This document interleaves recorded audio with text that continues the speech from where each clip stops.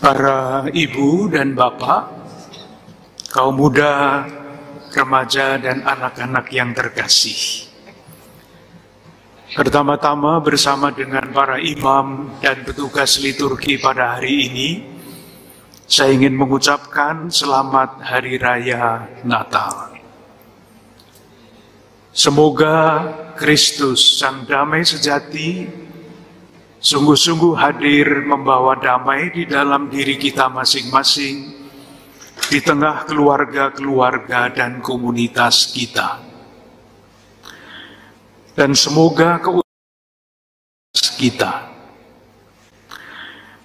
semoga keutamaan-keutamaannya sebagai manusia mendorong kita semua untuk semakin tekun dan setia mengikuti Dia.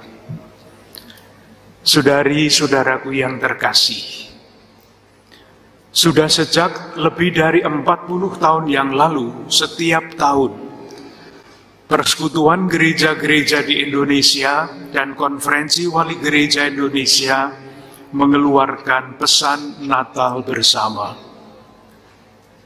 Dan tahun ini temanya adalah kemuliaan bagi Allah dan damai di bumi. Ketika saya merenungkan tema ini, berbagai macam pertanyaan muncul di dalam diri saya.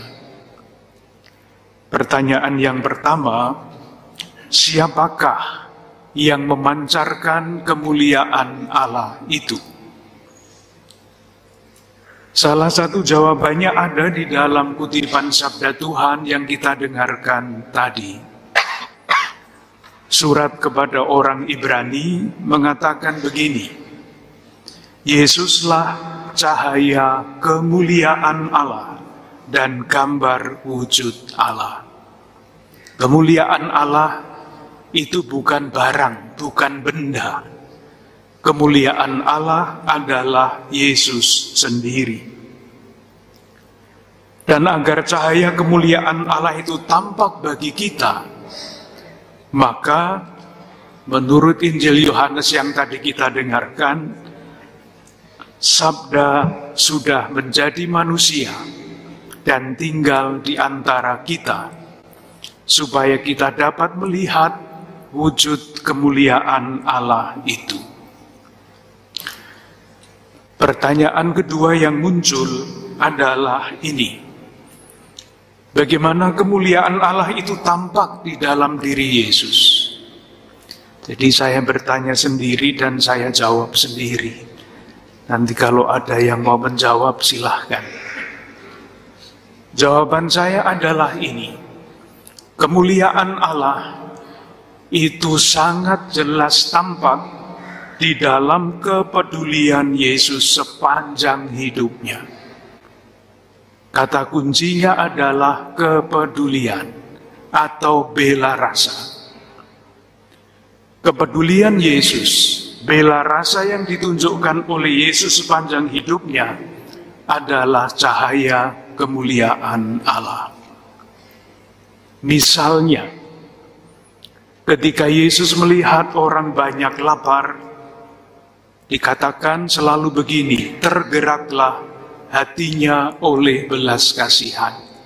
Karena apa? Karena peduli. Ketika murid-murid Yesus mengelak untuk memberi orang-orang itu makan, Yesus dengan lugas berkata, kamu harus memberi mereka makan. Kepedulian.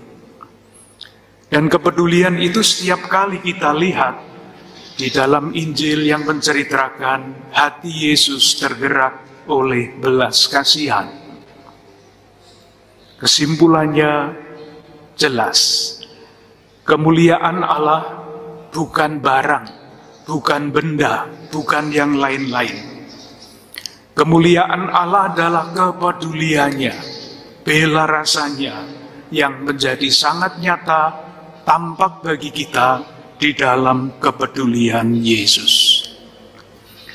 Saudari-saudaraku yang terkasih, Ketika renungan saya sampai di sini, saya teringat akan seorang misionaris dari Belanda, seorang perintis kekatolikan di negara kita ini, namanya Romo van Ligt. Sudah pada tahun 1921, awal abad 20, Romo van Ligt sebagai misionaris mengungkapkan harapannya agar murid-murid Yesus sekarang adalah kita-kita ini, di negeri kita ini, terus bertumbuh menjadi Yesus kecil pada zamannya. Yesus kecil yang peduli, Yesus kecil yang rajin berbuat baik. Dan dalam hal ini, saya pribadi dan saya kira kita semua boleh bangga. Karena Tuhan menganugerahkan satu watak yang sangat mulia kepada bangsa kita, yaitu peduli dan bela rasa. Dari mana saya menyimpulkan ini? Ada satu lembaga penelitian internasional yang setiap tahun membuat penelitian, dan salah satu topik penelitian adalah indeks kerelaan berbagi. Yang diteliti biasanya lebih dari 140 negara, termasuk Indonesia. Dan pada tahun 2023 ini, lembaga penelitian itu menempatkan Indonesia pada nomor 1 di antara lebih dari 140 negara dalam hal kerelaan berbagi. Kita boleh bangga dengan anugerah Tuhan itu. Dan bukan hanya tahun 2023, sudah 6 tahun berturut-turut. Sejak tahun 2018, lembaga itu selalu menempatkan Indonesia pada nomor 1 di antara lebih dari 140 negara dalam hal kerelaan berbagi. Dan kita boleh yakin ini bukan penelitian pesanan. Bukan. Namun, kita tidak boleh sombong. Karena di lain pihak, kita tidak boleh menutup mata terhadap realitas hidup yang ada di tengah-tengah kita.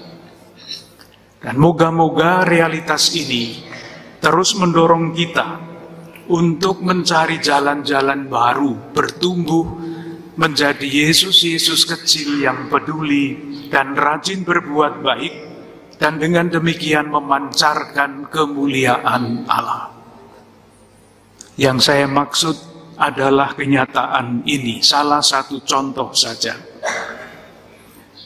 Menurut data status gizi nasional tahun 2022, tahun yang lalu, angka prevalensi TENKES, kekurangan gizi pada anak di bawah 5 tahun, di negara kita ini angkanya adalah 21,6%. Tinggi. 1/5 anak-anak kita di bawah 5 tahun mengalami kekurangan gizi dan akibatnya panjang. Sementara itu dari lain pihak, menurut satu penelitian yang juga bisa dipercaya,